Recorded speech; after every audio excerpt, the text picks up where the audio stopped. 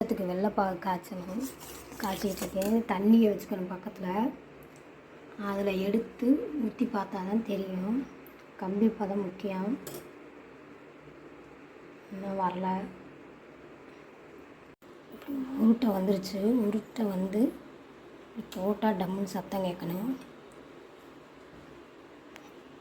அந்த அந்த பதத்தில் பாகை இறக்கி ஊற்றிக்கணும். சத்துக்கு அரைப்படி மாவு ஊற வச்சு 1 மணி நேரம் ஊற வச்சு ஈர அரிசி அரைச்சிட்டு வந்திருக்கேன். கம்பி பதம் வந்தவனையும் அதிரசத்துக்கு பாகை ஊற்றி பிணைஞ்சி வச்சாச்சு. ஒரு 2-3 நாள் ஊறட்டும். புளிச்சாத்தே நல்லாயிருக்கும் அதிரசம்.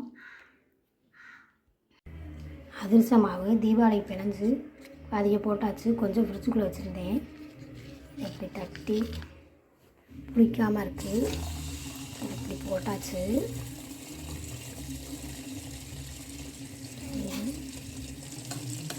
புதுசு புதுசுன்னு வரும்.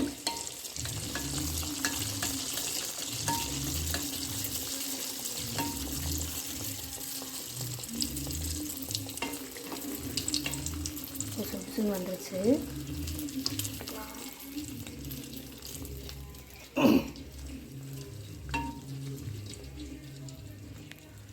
கரண்டியை வச்சு நல்லா எண்ணெயை அமுக்கி எடுத்துடணும்.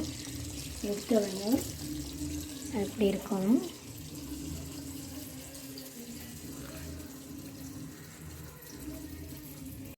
எவ்வளோ சாஃப்டாக இருக்கும் பாருங்கள்.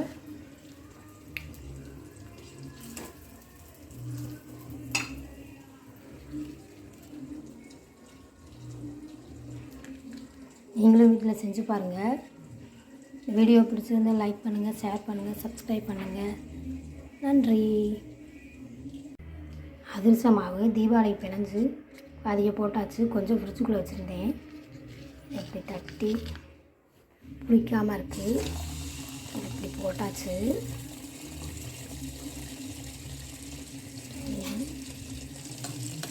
புதுசு புதுசுன்னு வரும்.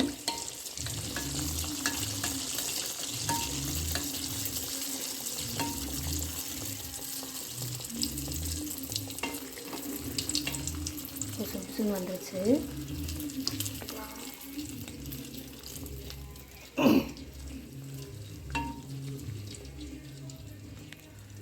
கரண்டியை வச்சு நல்லா எண்ணெயை அமுக்கி எடுத்துடணும்.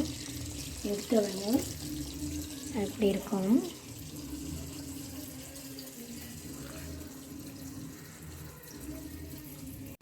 எவ்வளோ சாஃப்டாக இருக்கும் பாருங்கள்.